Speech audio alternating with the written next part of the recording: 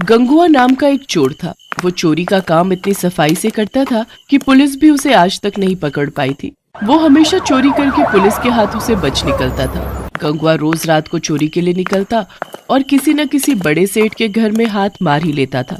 गंगुआ की पत्नी ममता उसे कई बार चोरी के लिए मना करती, पर वो अपनी पत्नी की बात नहीं मानता था। तुम्हें कितनी बार कहा है ये चोरी का काम छोड़ दो। अब तो आसपास के मोहल्ले वाली औरतें भी मुझ पर शक करने लगी हैं। वो यही कहती हैं कि तुम्हारा पति तो कोई काम ही नहीं करता, दिन भर सोया रहता है, फिर हमारे घर का गुजारा कैसे चल रहा है। अब मैं उन औरतों को क्या बोलूं कि रात भर तुम चोरी करते हो और दिन में घोड़ी बेचकर सोते हो। कुछ तो शर्म करो। अरे क्यों सुबह सुबह मेरी नींद खराब कर रही है, सोने दे। वैसे भी कल रात चोरी करके कुछ भी हाथ नहीं लगा। मुझे तो लगता है तेरी ही नजर लग गई है। जब देखो मुझे काम के लिए टोकती रहती है। अब मुझे सोने दे, रात को मुझे फिर से चोरी पर निकलना है। गंगुआ रात को चोरी करने निकलता है, पर उस रात भी वो किसी भी घर में चोरी नहीं कर पाता। ऐसे ही कई दिन बीत जाते हैं। गंगुआ परेशान हो जाता है क्योंकि अभी तक उसने कोई भी चोरी नहीं की थी। वो गुस्से में भरा हुआ घर लौट आता है। उसी गांव में मोतीलाल नाम का एक बहुत ही अमीर और लालची व्यापारी रहता था। मोतीलाल दिखावा करने में बहुत ही माहिर था। गांव वालों के सामने वो खूब दान पुण्य करने का दिखावा करता ताकि सब गांव वाले उसकी खूब वाहवाही करें। मालिक, कुछ गांव वाले मिलने आए हैं। हाँ हाँ, उन्हें अंदर भेज दो और सबके लिए चाय पानी का इंतजाम करो।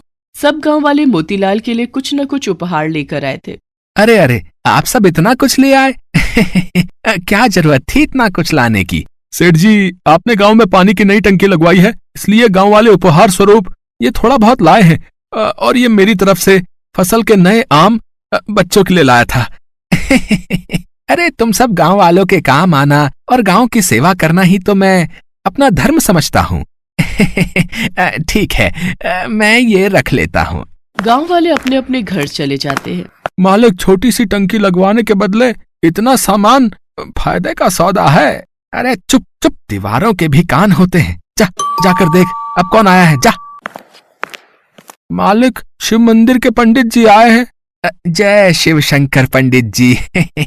जय शिव शंकर मोतीलाल जी, मंदिर की सेवा कार्य के लिए आपके पास आया हूँ। शिव मंदिर में इस सावन में नया त्रिशूल लगाने का विचार बन रहा है।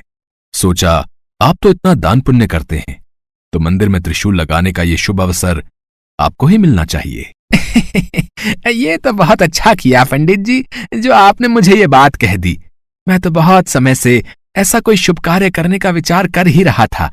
ठीक है, त्रिशूल के लिए जितने भी पैसे लगें आप मुझे बता देना, और त्रिशूल खाली सोने का बना होना चाहिए। मोतीलाल ने पंडित जी को सोने के त्रिशूल के लिए हाँ तो कर दी, पर पंडित जी के जाने के बाद वो सोच विचार में पड़ गए।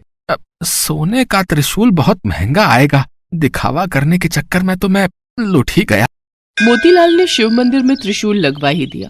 सारे गांव वाले मोतीलाल की वाहवाही करने लगे। मोतीलाल घर लौट आया।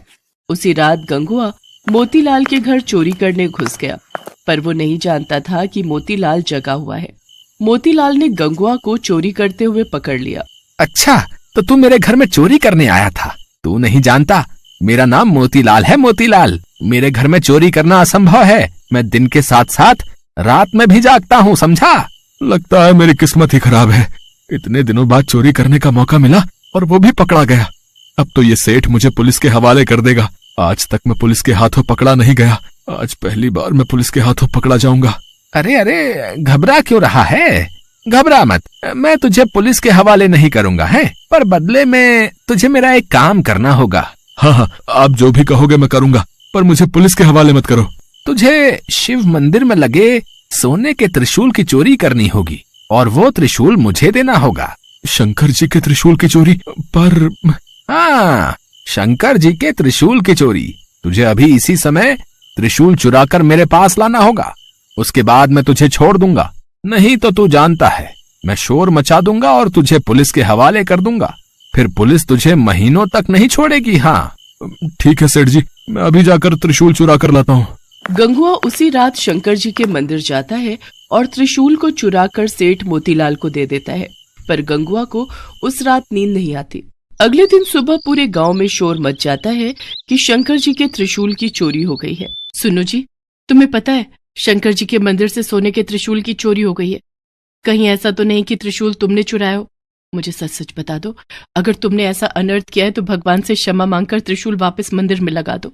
तुम्हें पता है, कभी कभी तो मुझे ऐसा लगता है तुम्हारे पापों के कारण ही आज तक मैं मां नहीं बन सकी। शायद तुम्हारे पापों की सजा हमें संतान का सुख ना मिलकर मिल रही है। ममता रोने लगती है। गंगवा जब ममता को रोते हुए देखता है तो उसे अपने ऊपर बहुत पश्चाताप होता है और वो ममता को सच सच बता देता है। मुझे माफ कर दो, मैं चोरी करने में इतना अंधा हो गया था कि मैंने भगवान को भी नहीं छोड़ा। मैंने अपने आप को बचाने के लिए शंकर जी के त्रिशूल को चुरा लिया और उस लालची सेठ मोतीलाल को दे दिया। अब मैं क्या करूं ममता? तुम पंडित जी को और गांव वालों को सब सच बता दो। डरो नहीं, सेठ मोतीलाल तुम्हारा कुछ नहीं बिगाड़ पाएगा। मैं तुम्हारे साथ चलती हूँ। गंगवा मंदिर पहुंचता है। वहां पर गांव वालों की भीड़ लगी थी। सेठ मोतीलाल भी मंदिर में ही खड़ा था। सेठ जी, आपने इतने मन से भगवान शंकर के मंदिर में त्रिशूल लगवाया और देखिए कल रात को चोरी हो गया। सचमुच मैं इन सब बातों के लिए बहुत शर्मिंदा हूँ। पता नहीं चोर मंदिर के भीतर कैसे घुस गया। कोई बात नहीं पंडित जी, भगवान की जैसी मर्जी। अच्छा मैं चलता हूँ, कोई और सेवा हो तो बता देना। कहाँ चल दिए पंडित जी? कहीं त्रिशूल लेने तो घर नहीं जा रहे? क्या मतलब है तुम्हारा? क्या तुम जानते नहीं हो कि त्रिशूल की चोरी हो चुकी है? पंडित जी, चोरी का त्रिशूल सेठ मोतीलाल के घर पर ही है। अगर आप सबको यकीन ना हो तो आप इनके घर की तलाशी ले सकते हैं। ये तुम क्या कह रहे हो? सेठ मोतीलाल बहुत ही धार्मिक प्रवृत्ति के व्यक्ति हैं और त्रिशूल तो उन्होंने स्वयं ही मंदिर में लगवाया है। तो फिर त्रिशूल इनके पास कैसे हो सकता है? पंडित जी, ये सेठ मोतीलाल देखने में ही धार्मिक है पर मन से बहुत ही बुरी प्रवृत्ति के हैं। गंगवा पंडित जी और गांव वालों को बीती रात की सारी सच्चाई बताता है, जिसे सुनकर सब लोग हैरान रह जाते हैं। सेठ मोतीलाल के घर की तलाशी लेने पर शंकर जी का त्रिशूल मिल जाता है। सेठ जी, ये त्रिशूल अब आप ही रखो। आप अब इस त्रिशूल को मंदिर में लगाने के अधिकारी नहीं है। भगवान तो श्रद्धा के भूखे होते हैं। यदि आपका मन नहीं था दान पुण्य करने का तो आप हम सभी को साफ साफ कह देते। ये दिखावा करने की कोई आवश्यकता नहीं थी। आज के बाद इस शिव मंदिर में आपके दिए पैसों का चढ़ावा नहीं चढ़ेगा। और पंडित जी, हम गांव वाले भी सेठ मोतीलाल के हाथों से कोई धर्म कर्म के कार्य में मदद नहीं लेंगे। हाँ, हर कोई सेठ मोतीलाल के खिलाफ हो जाता है। सेठ मोतीलाल अपना समूह लेकर घर चला जाता है। हे भोले शंकर, आज मैं आपके सामने ये प्रण करता हूँ कि मैं आज के बाद कभी भी चोरी नहीं करूंगा। हमेशा मेहनत की रोटी कमाऊंगा। गंगवा, तुमने बहुत ही ईमानदारी का काम किया है। देखना, भगवान भोलेनाथ तुम्हें इसका फल अवश्य देंगे। उस दिन से गंगवा ने चोरी करना छोड़ दिया। अब वो मेहनत मजदूरी करता था। ममता भी गंगवा को मेहनत मजदूरी करते देख बहुत खुश थी। कुछ समय बाद ममता माँ बन जाती है और एक बहुत ही सुंदर बच्चे को जन्म देती है।